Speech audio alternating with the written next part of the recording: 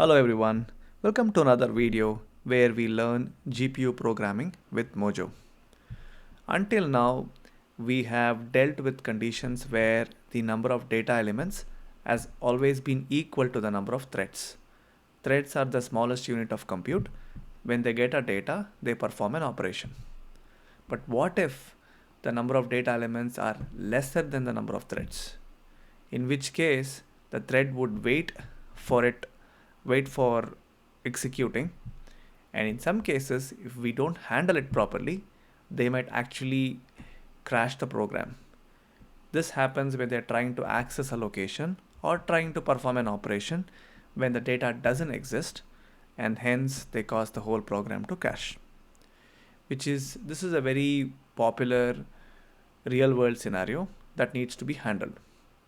In today's video, we'll take an example of how to handle this in a vector.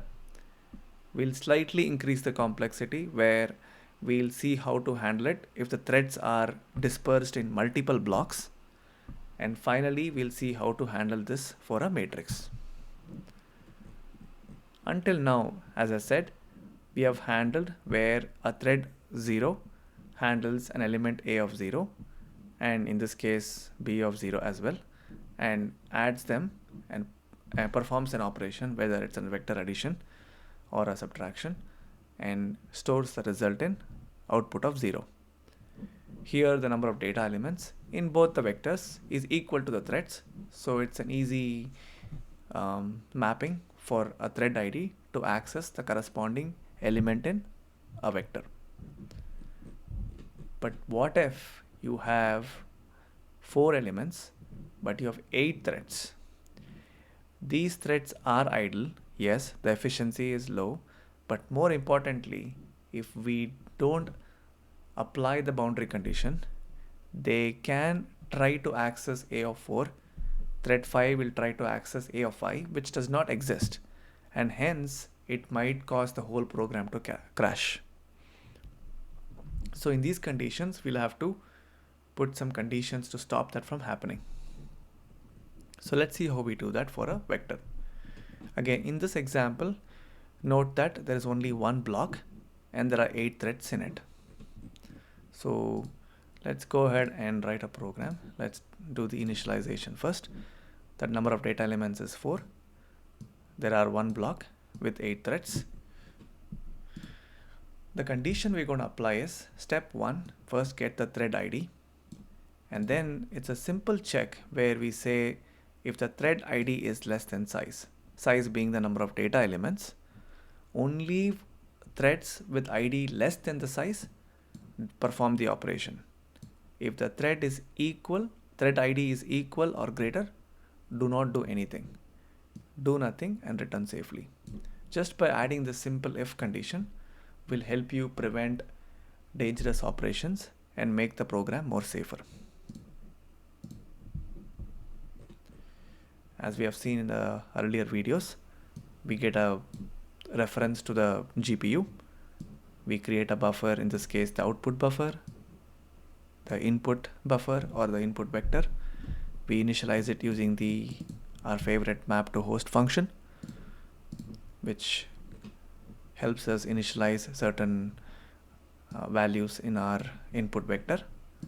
We call the Q function, which calls the kernel and hence executes them safely.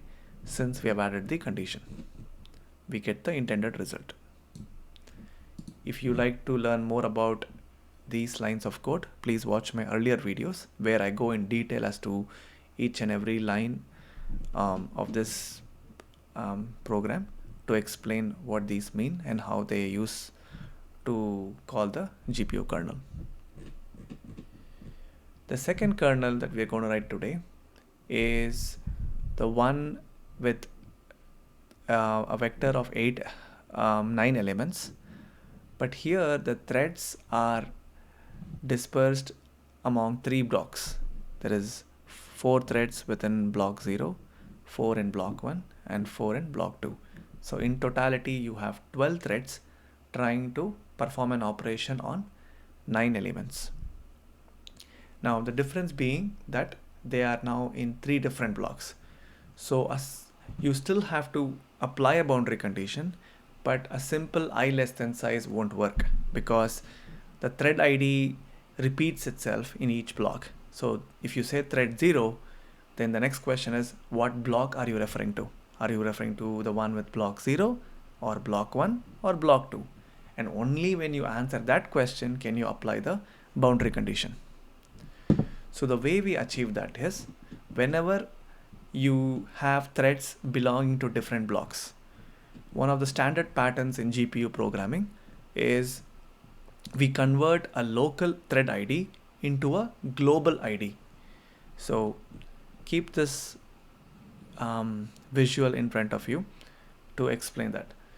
So within a block, the thread always runs from 0 to 3 in this case. Whereas if you ask what is the ID of thread 1 in block 2, you can safely say from this diagram that it's thread 9. How did we arrive at thread 9? By using this math, where we use the block dimension, meaning what is the block ID, in this case 2, and what are the how many threads does each block have, in this case 4. So using those two factors, we arrive at what's called as a global thread ID, and hence use that to our advantage to apply the boundary condition. So thread ID here is the local ID. The block ID is the one which we use to convert this local ID into a global identifier. Now once you get the global identifier, you can apply the same I less than size and perform the operation. Now one might wonder, what is a block dimension?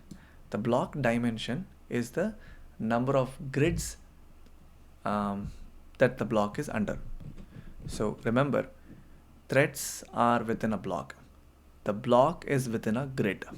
Here the outermost orange box is the number of grids in our example, which in this case is 1.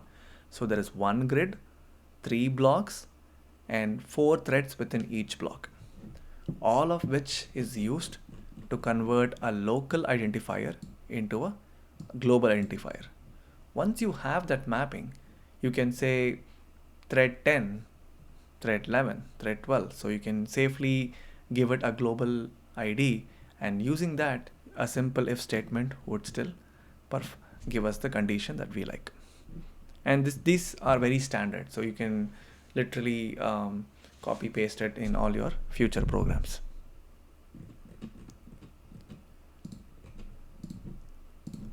And now again, writing the same boilerplate code where you create buffers and use the map to host, initialize the values, and then call our queue function, which calls the kernel.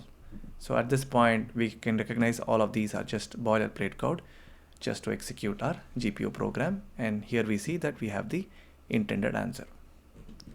And the third and the last kernel for the day is we do the same exact boundary condition check, but for a matrix. Now a matrix is nothing but a vector in 2 dimensions, a x direction and a y direction. So in this case, the same principles apply. You still have to check for I less than size, but do it in 2 different directions, in the x direction and y direction.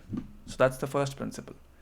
The second principle is the threads are in different blocks. Here you see there are 4 blocks, but the blocks also are in x and y dimensions. So this is a 3 by 3 block. It has 9 threads, 3 by 3 block, 9 threads. The input is a matrix of 5 by 5. So first principle is always do it in both x and y directions because it's a matrix. And the second principle is convert the local identifier of a thread into a global identifier, so that once you get the global ID, you can use them to your advantage. So in this case, how you imagine this to be executed is, imagine this purple die to be placed on this, and when you do so, the outermost part of this column won't have any elements. So for example, if you happen to draw a square like this,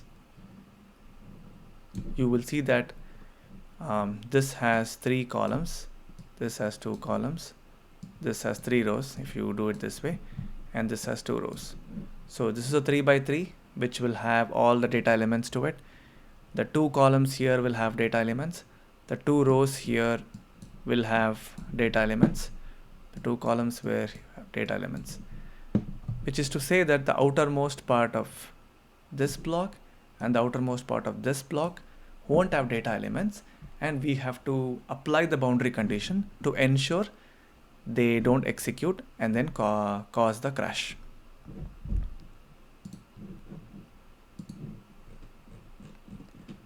So another way of looking at this is to see that the outer part has no access to the data element, hence has to be carefully handled. So we initialize, and now the way we do that is use the second principle, which is convert local ID to global ID. We do that, but again, matrix is in 2 dimensions, so you have to do it for a row and you have to do it for a column. So if you do it for a row and a column and you convert a local ID into a global ID, then the same if statement can be used, but just you handle both the row and the column, and you would arrive at your final answer. Note that the y direction represents the row, the x direction represents the column. This can be seen here. Anytime you deal with x, you go this way, which is column 0, column 1, column 2, column 3, column 4. Anytime you deal with y, you go in this direction, top down, which is 1, 2, 3, 4, and 5. So this is your y and this is your x.